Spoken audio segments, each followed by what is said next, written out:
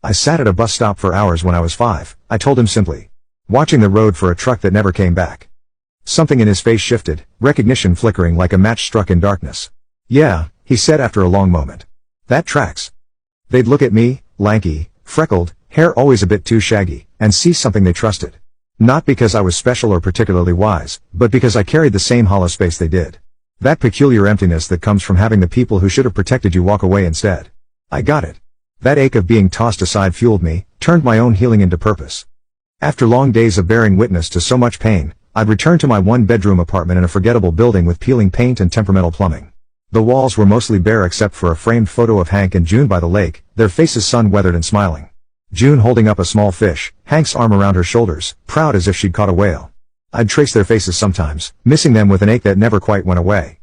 The apartment wasn't much, cramped kitchen with avocado green appliances from the 70s, bathroom where the hot water took 5 minutes to kick in, living room that doubled as my bedroom when the money was particularly tight. But it was mine. Every rent check I wrote felt like a victory, a statement to the universe. I am here. I exist. I am making my way. Some nights, I'd sit on my small balcony overlooking the parking lot, watching people come and go. A young mother struggling with groceries and a toddler. An old man walking his ancient dog. College students laughing too loudly. All these lives intersecting briefly, everyone carrying their own stories. I'd sip cheap beer from a bottle and wonder if any of them were waiting for someone who never came back. Mornings, I'd brew coffee in a pot June had mailed me. The drip steady as I watched the sun climb over the city.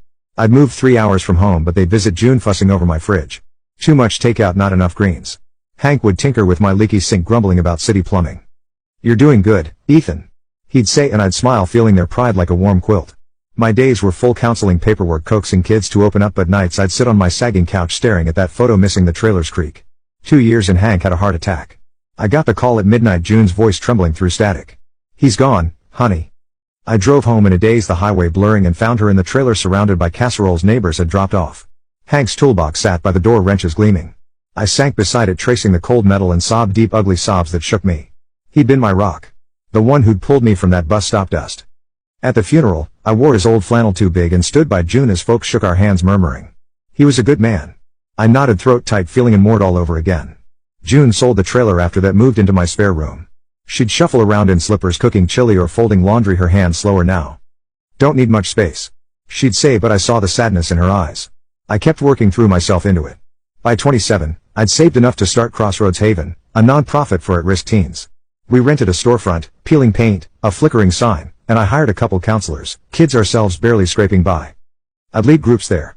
Teens sprawled on beanbags talking about fights or drugs or dreams they didn't dare name. You're not alone.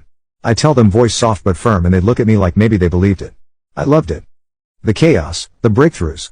One kid, Alex 15, all sharp edges, started showing up regular.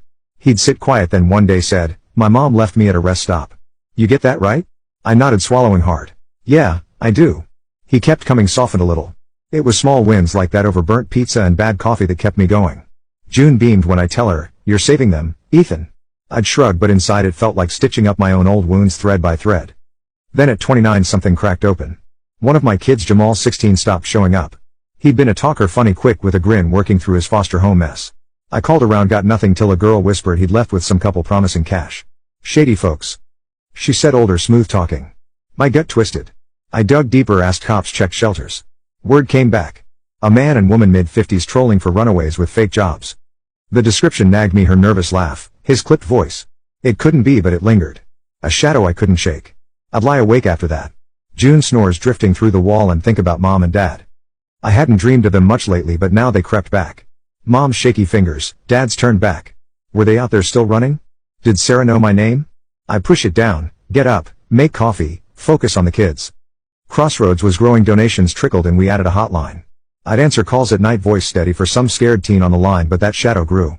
One evening, flipping through Jamal's file, I found a note he'd left. They said they knew you, Ethan.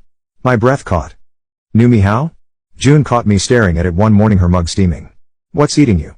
She asked, voice gentle. I shook my head. Just a hunch, but it wasn't. It was a thread pulling loose, unraveling years I'd patched tight. I kept going, met with donors, hugged Alex when he got his GED, but my mind drifted. I'd walk past the bus station on drives home and feel that old dust in my throat. I built a life, a good one, with chip chairs and kids who needed me. But something was stirring, a reckoning I didn't want but couldn't dodge. I'd sit with June at supper, her cornbread warm, butter melting, And wonder if the past was closer than I'd thought waiting to knock. I was 30, bone tired after a day at Crossroads Haven. When June met me at the door, her apron twisted in her hands. "Two folks came by," she said, voice low, "asked for you by name, they're waiting at the center." My stomach dropped.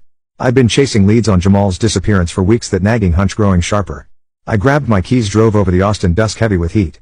Inside the lobby was dim, just the hum of the vending machine. Then I saw them, Mom, Dad, and a lanky girl with my freckles. Mom stepped forward, gray hair pulled tight, smiling too wide. "Ethan, baby, we found you." My chest tightened. Anger, disbelief, a flicker of something soft I hated feeling. They sat across from me in my office. The desk cluttered with files.